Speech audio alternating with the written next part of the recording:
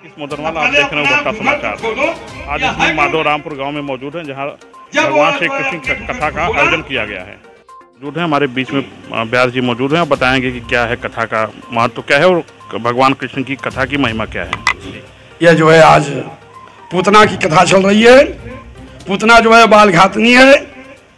श्री सुखदेव जी राजा परीक्षित से कहते हैं कि यह पूतना यह राजा बलि की पुत्री है रत्नमाला।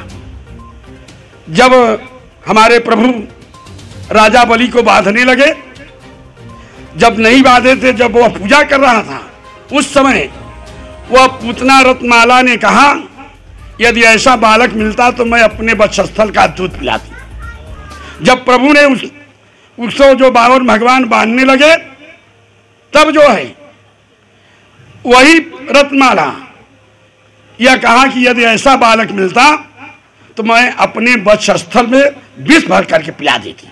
भगवान की इस कथा से लोगों को, आम जनमानस को क्या लाभ होगा?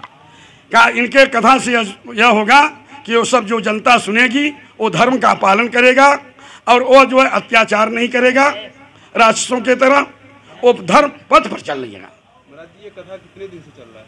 यह कथा जो है आज 5वां दिन है और ये 7 दिन की कथा है। आज का मुख्य कार्यक्रम क्या था? आज का मुख्य कार्यक्रम पूतना का था। जय केशव काली मल्हारी राधे श्याम श्याम श्याम। जय केशव काली मल्हारी राधे। कहते तुरंत एक दिन लगी सेवा करने, सासुरारी गुंजा भरी और कुंजी की गुच्छा देगी।